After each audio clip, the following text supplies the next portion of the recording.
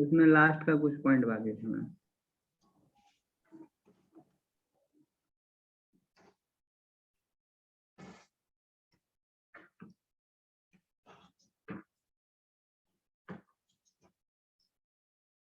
$130 right from beginning. They use their credit card less frequently. इससे पहले क्या हुआ था?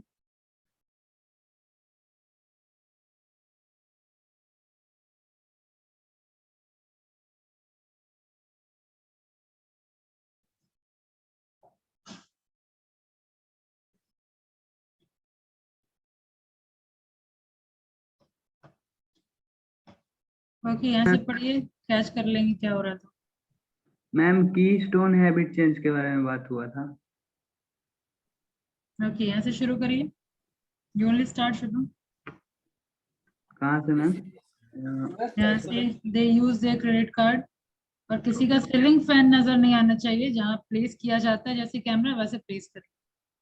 They use their credit cards less frequently and say they feel less stressed. It's not completely clear why. But for many people, exercise is a keystone habit that triggers widespread change. Exercise spills over, said James Prokaska, a University of Rhode Island researcher. There is something about it that makes other good habits easier. Studies have documented that families who habitually eat dinner together seem to raise children with better homework skills, higher grades, greater emotional control, and more confidence. Making your bed every morning is correlated with better productivity, a greater sense of well-being, stronger skills at sticking with a budget. It's not that a family meal or a tidy bed causes better grades or less frivolous spending, but somehow those initial shifts start chain reaction that help other good habits take hold. If you focus on changing or cultivating keystone habits, you can cause widespread shift. However, identifying keystone habit is tricky. To find them, you have to know where to look. Detecting keystone habits means searching out certain characteristics. Keystone habits offer what is known within academic literature as small wins. Thus, they help other habits to flourish by creating new structures, and they establish cultures where change becomes contagious.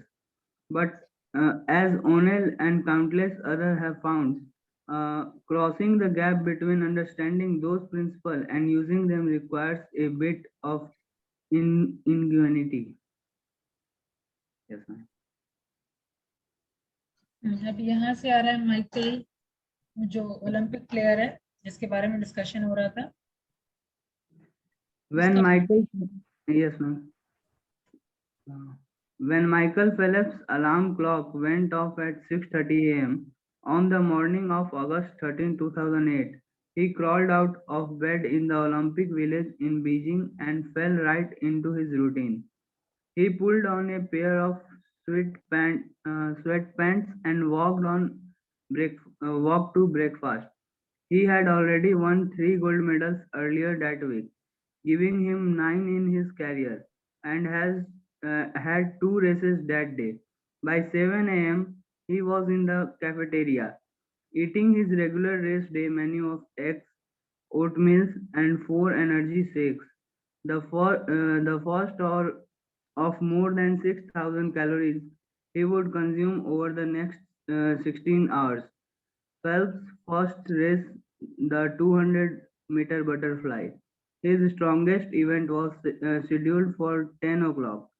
2 hours before the starting gun fired, he began his usual stretching regime, starting with his arms, then his back, then working down to his ankles, which were so flexible they could extend more than 90 degrees, farther than a ballerina and Pointe at 8:30, sorry ma'am. He slipped into the pool and began his first warm-up lap, 800 meters of mixed style.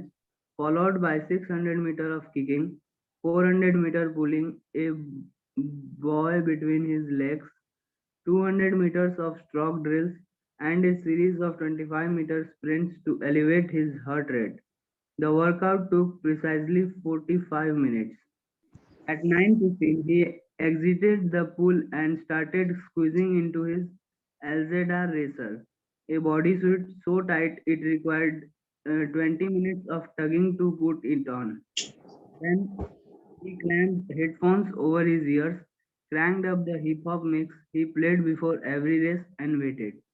Phelps had started swimming when he was 7 years old to burn off some of the energy that was driving his mom and teachers crazy. When a local swimming coach named Bob Bowman saw Phelps' long torso, big hands, and relatively short legs, which offered less drag in the water, he knew Phelps could become a champion. But Phelps was emotional. He had trouble calming down before races. His parents were divorcing, and he had problems coping with the stress. Bowman purchased a book of relaxation exercises and asked Phelps' mom to read them aloud with every night. The book contained a script. Tighten your right hand into a fist and release it. Imagine the tension melting away. That tensed and relaxed each part of Phelps' body whenever he fell asleep. Bowman believed that for swimmers, the key to victory was creating the right routines. Phelps, Bowman knew, had a perfect physique for the pool. That said, everyone who eventually competes at the Olympics had first mm, musculature.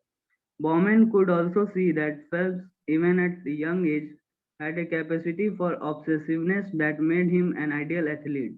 Then again, all elite performers are obsessives. What Bowman could give Phelps.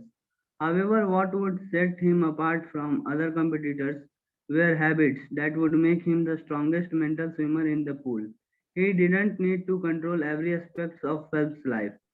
All he needed to do was a target, a few specific habits that had uh, nothing to do with swimming and everything to do with creating the right mindset. He designed a series of behavior that Phelps could use to become calm and focused before each race, to find those tiny advantages that in a sport where victory can come in milliseconds would make all the difference. When Phelps was a teenager, for instance, at the end of each practice, Bowman would tell him to go home and watch the videotape. Watch it before you go to sleep and when you wake up.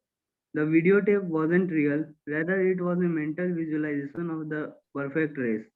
Each night before falling asleep and each morning after waking up, Phelps would imagine himself jumping off the blocks and in slow motion swimming flawlessly. He would visualize the strokes and the wall of the pool, his turns and the finish. He would imagine the wake behind his body, the water dripping off his lips, and his mouth cleared the surface. What it would feel like to rip off his cap at the end. He would lie in bed with his eyes shut and watch the entire competition, the smallest detail again and again, until he knew each second by heart. During Okay, practice, fine. Pause. Akansha, Yes, ma'am. during practices, Mm, from here, where cursor is moving.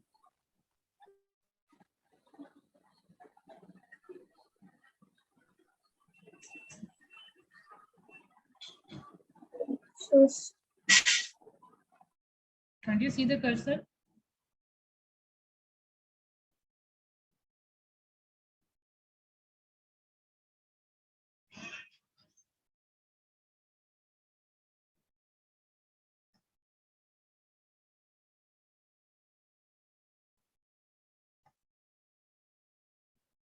Akanksha.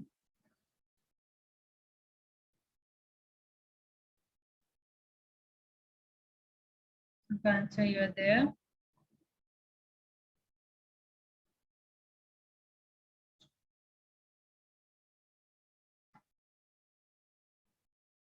Ritu?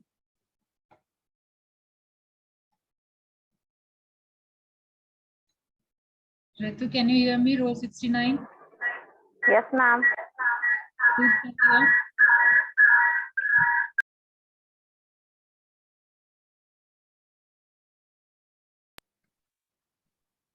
During practice? During practice, when Borman ordered her Phillips to swim at race speed, he would shout, put the video tap, and and Phillips would push himself as hard as he could. It almost felt anticlimactic as he cut through the water. He had done this so many times in his head that by now it felt rude. But it worked. He got faster and faster. Eventually, all Borman had to do before a race was whisper, get the videotape ready, and Phillips would settle down and crush the competition. And once Borman established a few core routines in Phillips' life, all the other habits, his diet and practice schedules, the stretchings and sleep routine seemed to fall into place on their own. At the core of why those habits were so effective, why they acted as keystone habits, was something known within academic literature as a small win. Small wins are exactly what they sound like and are part of how keystone habits create widespread changes. A huge body of research has shown that small wins have enormous power as influence disproportionate to accomplishment of the victories themselves. Small wins are a steady applications of a small advantage. One Cornell professor wrote in 1984, once a small win has been accomplished, force and are set in motion that favor another small win. Small win fuel transformative changes by leveraging teeny advantage into patterns that convince people that bigger achievements are within reach.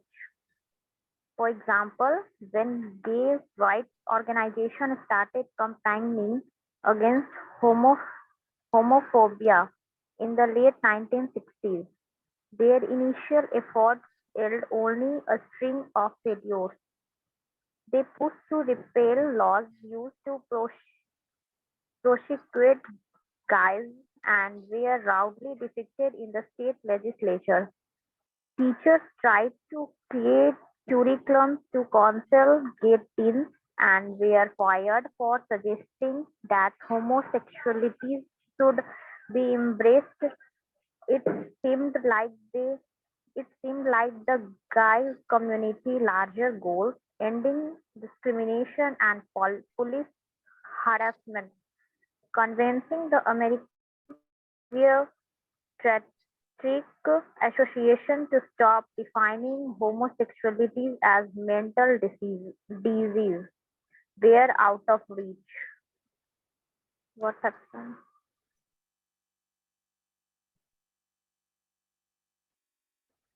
Then, then in the early 1970s, the American Library Association task force on gay liberation decided to focus on the modest goal, convincing of the Library of Congress to reclassify books about the gay liberation movement from HQ 71 to 471, abnormal sexual relations, including sexual crimes, to another less pejorative category. In 1972, after receiving a letter requesting the reclassification, the Library of Congress agreed to make the shift, reclassifying books into a newly created category at 276.5, homosexuality, lesbianism, gay, liberation movement, homophile movement. It was a minor tweak of an old institutional habit regarding how books were shelved, but the effect was electrifying. News of the new policy spread across the nation. Gay rights organizations citing the victory started fundraising drives. Within a few years, openly gay politicians were running for political office in California, New York, Massachusetts, and Oregon, many of them citing the Library of Congress decision as inspiration. In 1973, the American Psychiatric Association, after years of internal debate, rewrote the definition of homosexuality so as it was no longer a mental illness, paving the way for the passage of state laws that made it illegal to discriminate against people because of their sexual orientations. And it all began with one small win. Small wins do not combine in a neat, linear, serial form, with each step being a demonstrable step closer to some predetermined goal. Wrote Carl Wick, a prominent organizational physiologist, more common in the circumstance where small wins are scattered, like miniature experiments that test implicit theories about resistance and opportunities, and uncover both the resources and barriers that were invisible before the situation was tried up. Fine.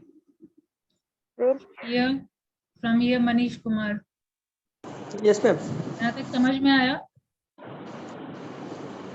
Ma'am, Able to infer? यहाँ पे basically discussion हो रहा है की stone habit जो हम शुरू से देख रहे हैं.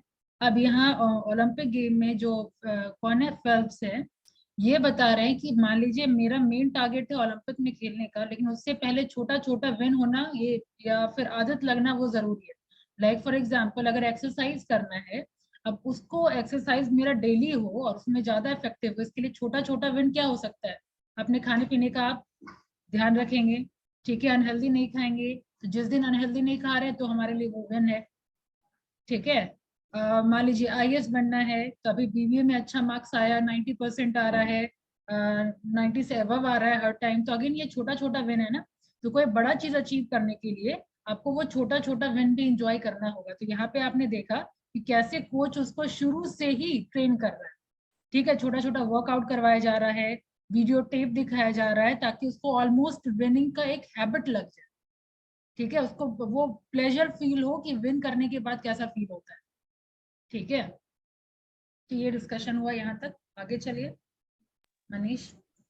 Which is precisely what happened with Michael Phelps when Bob Bowman started working with Phelps and his mother on the keystone habits of visualization and relaxation. Neither Bowman nor Phelps had any idea what they were doing. We had experiment, tried different things until we found stuff that worked. Bowman told me, eventually we figured out it was best to concentrate on these teeny moments of success and build them into mental triggers. We worked them into a routine. There's a series of things we do before every race that are designed to give Michelle a sense of building victory. If you were to ask Michelle what's going on In his head before competition, he would say he is not really thinking about anything. He is just following the program, but that's not right. It's more like these habits have taken over. When the race arrives, he is more than halfway through his plan and he's been victorious at every step. All the stretches went like he planned. The warm-up laps were just like he visualized. His headphones are playing exactly what he expected. The actual race is just another step in a pattern that started earlier that day and has been nothing but victories. Winning is a natural extension. Back in Beijing, it was 9:56 a.m., 4 minutes before the races start, and Phelps stood behind his starting block, bouncing slightly on his toes. When the announcer said his name, Phelps stepped onto the block as he always did before a race, and then stepped down. As he always did, he swung his arms 3 times, as he had before every race since he was 12 years old. He stepped up on the blocks again, got into his stance, and when the gun sounded lipped, Phelps knew that something was wrong. As soon as he hit the water, there was moisture inside his goggles. He couldn't tell if they were leaking from the top or bottom. But as he broke the water's surface and began swimming, he hoped the leak wouldn't become too bad. By the second turn, however, everything was getting blurry. As he approached the third turn and final lap, the cups of his goggles were completely filled. Phelps couldn't see anything, not the line along the pool's bottom, not the black T marking the approaching wall. He couldn't see how many strokes were left. For most swimmers, losing your sights in the middle of an Olympic final would be cause for panic. Phelps was calm. Okay तो यहाँ Everything तक else, अभी main game का description हो रहा है, Olympic में जो खेल रहा है उसका डिस्क्रिप्शन हो रहा है। तो हुआ yes, क्या ma'am. इंसिडेंट, पहले उसको काम होना आता ही नहीं था, यहाँ पे इतनी बार प्रैक्टिस कर चुका है कि यहाँ पे देख रहे हैं गॉग में पानी घुस चुका है, उसको दिखाई नहीं दे रहा है, चारों तरफ डर ही दिख रहा है, लेकिन फिर भी यहाँ पे the main point is false was काम, अभी भी शांत है ना, अभी भी शांत है। Yes. Everything else that day had gone according to plan. The leaking goggles were a minor deviation, but one for which he was prepared. Bowman had once made Phelps swim in a Michigan pool in the dark, believing that he needed to be ready for any surprise. Some of the videotapes in Phelps' mind had featured problems like this. He had mentally rehearsed how he would respond to a Google failure. As he started his last lap, Phelps estimated how many strokes the final push would require, 19 or 20, maybe 21, and started counting. He felt totally relaxed as he swam at full strength. Midway through the lap, he began to increase his effort, a final eruption that had become one of his main techniques in uh, overwhelming, overwhelming opponents. At 18 strokes, he started anticipating the wall. He could hear the crowd roaring, but since he was blind, he had no idea if they were clearing for him or someone else. 19 strokes, then 20. It felt like he needed one more. That's what the videotape in his head said. He made the first huge stroke, glided with his arm outstretched, and touched the wall. He had timed it perfectly. When he ripped off his goggle and looked up at the scoreboard, it said WR, world record, next to his name. He had won another gold. After the race, a reporter asked what it had felt like to swim blind. It felt like I imagined it would have, Phelps said. It was one additional victory in a lifetime full of small wins. Okay 6 months after, finally race वो जीत गया। जब वो खेल रहा था तो ये तक पता नहीं था कि क्या वो मार्क तक पहुंच चुके हैं कि नहीं, 21 तक है कंप्लीट या 24 तक है कंप्लीट, यहाँ 20 है कंप्लीट या 21 है कंप्लीट, इस तरीके का कंफ्यूजन हो रहा था। बट यस चूंकि वो पहले ऑलरेडी प्रैक्टिस कर चुका था, आप देख रहे थे कि उसका जो कोच है वो ऑलरेडी अंधेरे पूल में ऑलरेडी प्रैक्टिस करवा चुका था, तो इसके लिए वो यूज टू था। एंड देन फाइनली वो मतलब ब्लाइंड होने के बाद, ब्लाइंड क्या मतलब गॉग में जब पानी चला गया तो उसकी वजह से उसको दिखाई जो नहीं दे रहा था, तो फिर भी वो जीता। ठीक है,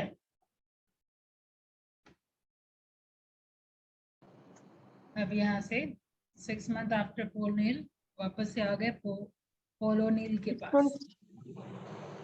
6 months after Paul अच्छा, O'Neill, पढ़ने दीजिए मिलन को। इसमें वही 6 months after Paul O'Neill became CEO of Alcoa, he got a telephone call in the middle of the night.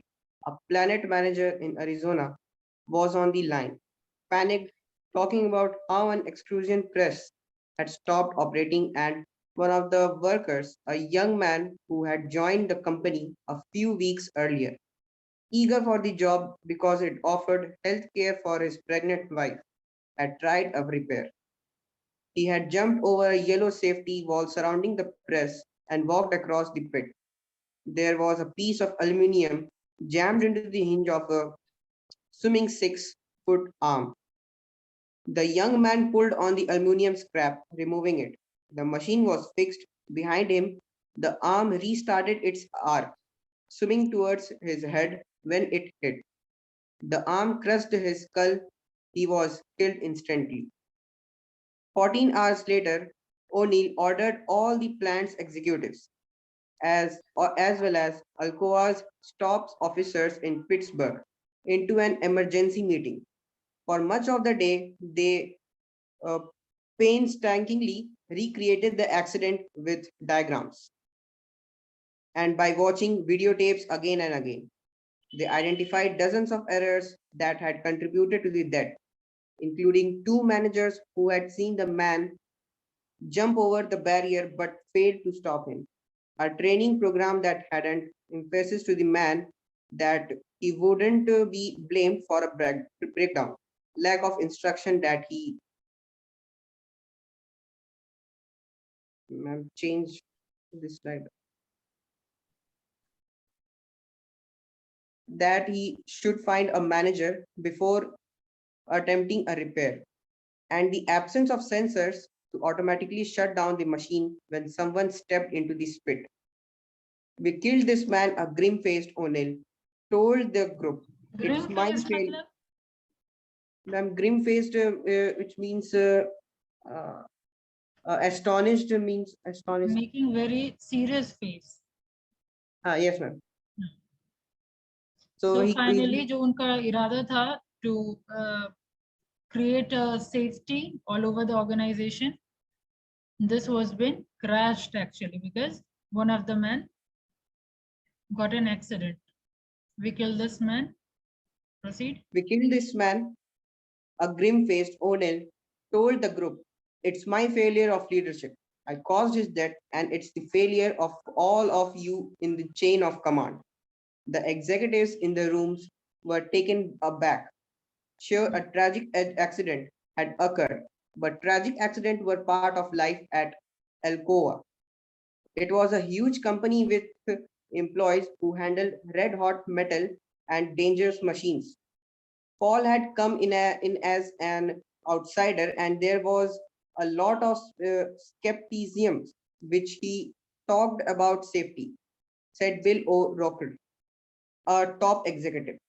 We figured it would last a few weeks and then he would start focusing on something else. But that meeting really shook everyone up. He was serious about this stuff, serious enough that he would stay up nights worrying about some employees he had never met.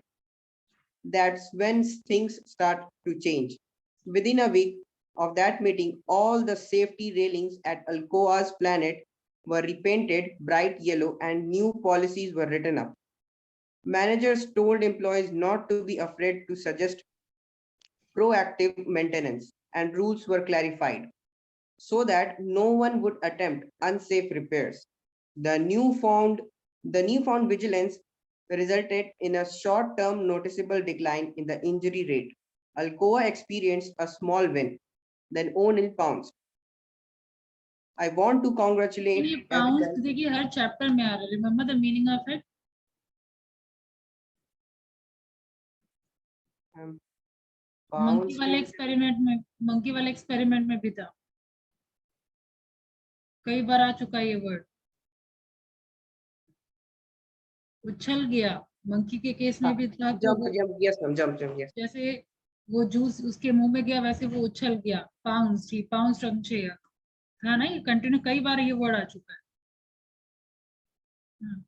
Proceed. I want to congratulate everyone for bringing down the numbers of accidents, even just for 2 weeks.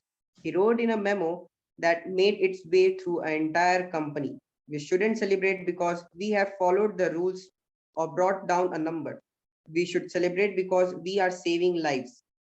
Workers made a copies of the note and tapped it to their lockers. Someone painted a mural of O'Neill on one of the walls of Smelting Planet with a quote from a memo inscribed underneath. Just as Michael Phelps' routine had nothing to do with swimming and everything to do with his success, so O'Neill efforts began snowballing into the changes that were unrelated to safety, but transformative nonetheless. I said to the early workers, if your management doesn't follow up on safety issues, then call me at home. Here is my number, O'Neill told me. Workers started calling, but they didn't want to talk about the accident. They wanted to talk about all these other great ideas. The Alcoa plant that manufactured aluminum sidings for houses, for instance, had been struggling for years because executives would try to anticipate popular colors and inevitably guess wrongs. They would anticipate popular colors and inevitably guess wrongs. They would pay consultant millions of dollars to choose shades of paints, and 6 months later, the warehouse would be overflowing with sunburns yellow and out of the suddenly in demand hunter green. One day, a low-level employee made a suggestion that quickly worked its way to the general manager. If they grouped all the painting machines together, they could switch out the pigments faster and become more nimble in responding to the shifts in customer demand. Within a year, a profits of aluminum siding doubled. The small wins that started with O'Neill focus on safety created a climate in which all kinds of new ideas bubbled up. It turns out this guy had been suggesting this painting idea for a decade, but hadn't told anyone in management. In Alcoa executive told me. Then he figures, since we keep on asking for safety recommendation, why not tell them about this other idea? It was like he gave us the winning lottery numbers. Okay, from here, Akriti, Yes, ma'am. let me check. Third is big enough, but see how much we can read. Yes, Start kare. yes. When a young Paul O'Neill was working for the government and creating a framework for analyzing federal spending on healthcare, one of the foremost issues concerning officials was infant mortality. The United States at that time was one of the wealthiest countries on earth, yet it had a higher infant mortality rate than most of Europe and some parts of South America. Rural areas in particular saw a staggering number of babies die before their first birthdays. O'Neill was tasked with figuring only why. He asked other federal agencies to start analyzing infant mortality data, and each time someone come back with an answer, he had asked another question, trying to get deeper to understand the problem's root causes. Whenever someone came into O'Neill's office with some discovery, O'Neill would start interrogating them with new inquiries. He drove people crazy with his never-ending push to learn more, to understand what was really going on. I love Paul O'Neill, but you could not pay him enough to work for him again, one official told me. The man has never encountered an answer he can't turn into another 20 hours of work. Okay, Some यहाँ पे research, किस चीज के बारे में discussion हुआ? अब तो वो सेफ्टी मेजर से हट करके अब कुछ और डिस्कशन हो रहा है. yes, ma'am. What is that?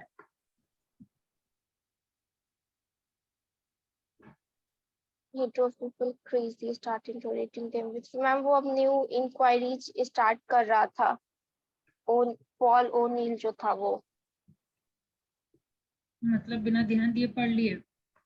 Infant mortality rate के बारे में चेक हो रहा था यहाँ पे कि मैक्सिमम वहां देखा गया है कि फर्स्ट बर्थडे से पहले ही बच्चे का डेथ हो जा रहा था. तो what was the reason behind that? ये चीज चेक कर रहे थे ये. ठीक है, अगेन डिफरेंट पॉइंट पे शिफ्ट हो गया ये. Understood? Yes, ma'am.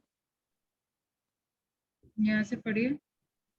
Some research, for instance, suggested that the biggest cause of infant deaths was premature births, and the reason babies were born too early was that mothers suffered from malnourishment during pregnancy.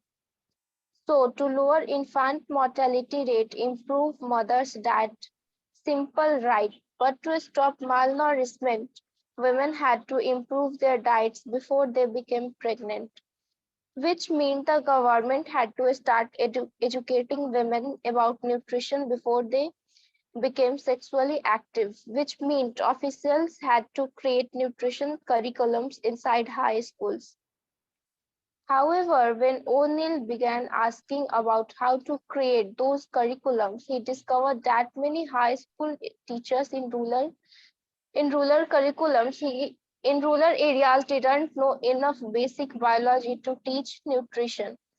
So the government had to remake how teachers were getting educated in college and give them a stronger grounding in biology so they could eventually teach nutrition to teenage girls. So those teenagers would eat better before they started having sex and eventually be sufficiently nourished when they had children. Poor teacher training, the official working with O'Neill finally figured out, was a root cause of high infant mortality rate.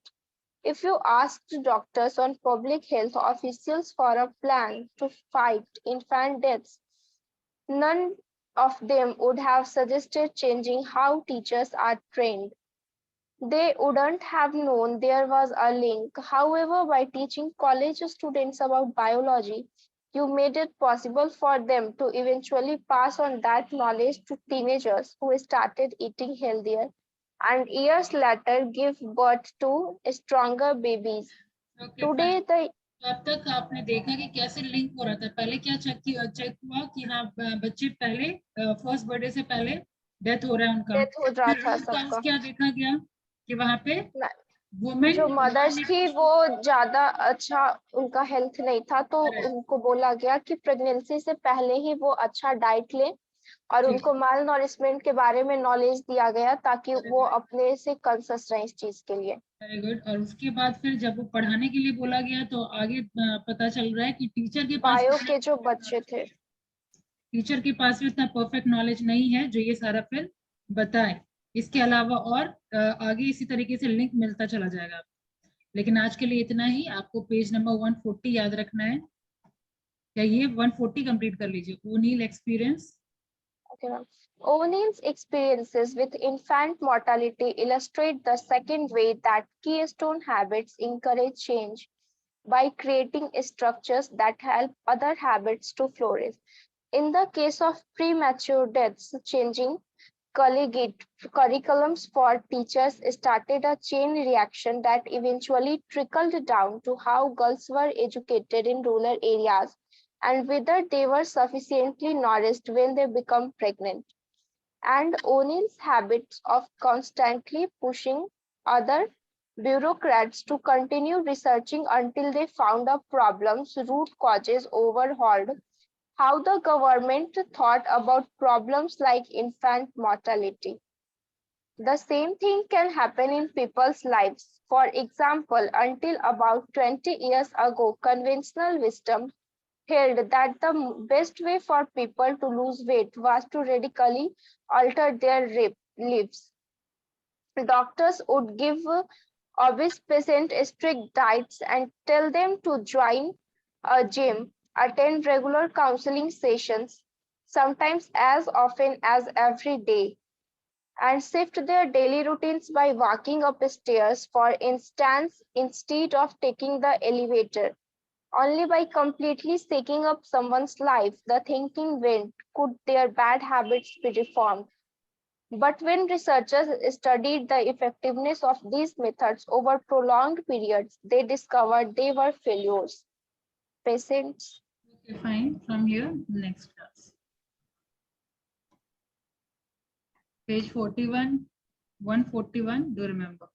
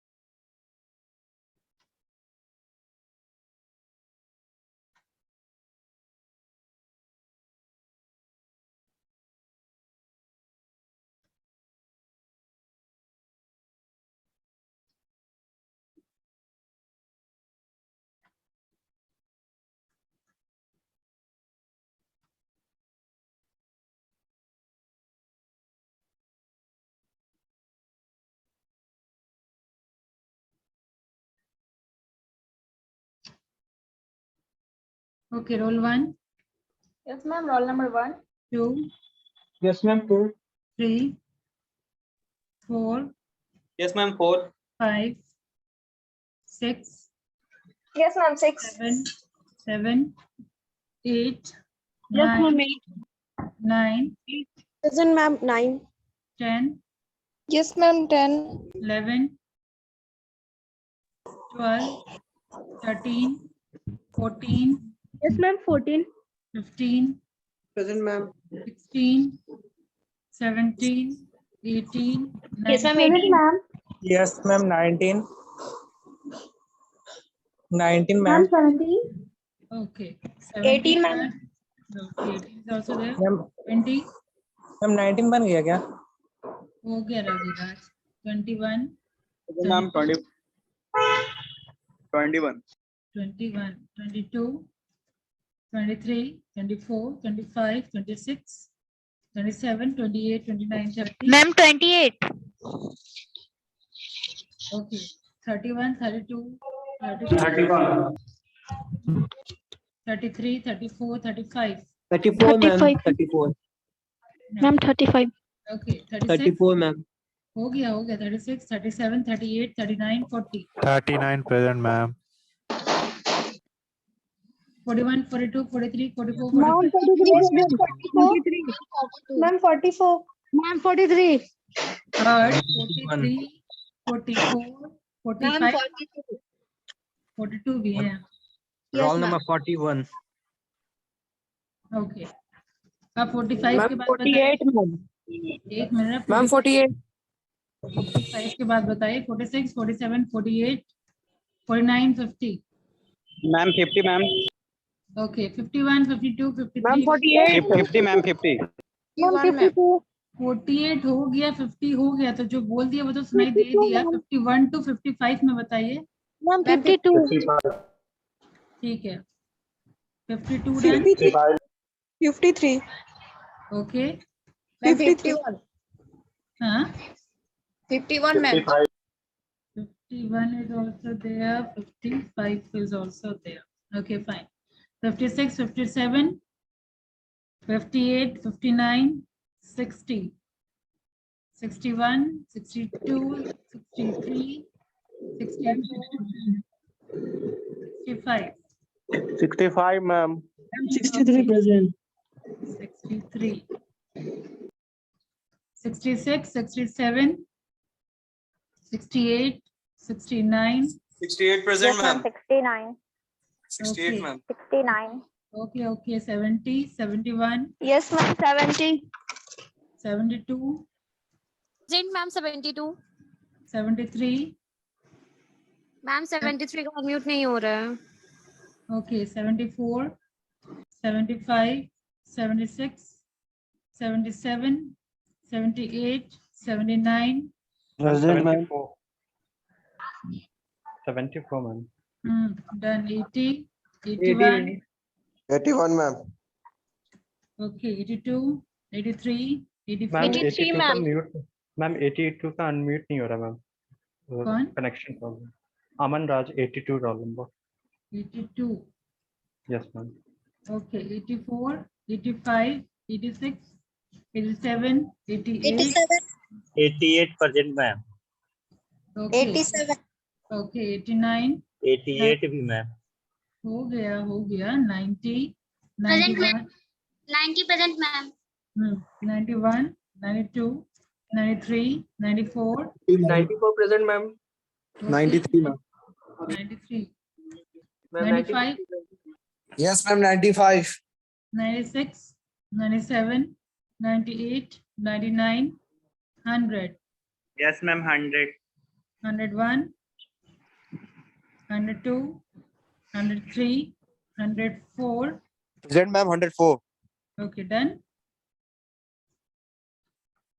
Okay, fine then. Thank you. See you next class. Thank you, ma'am.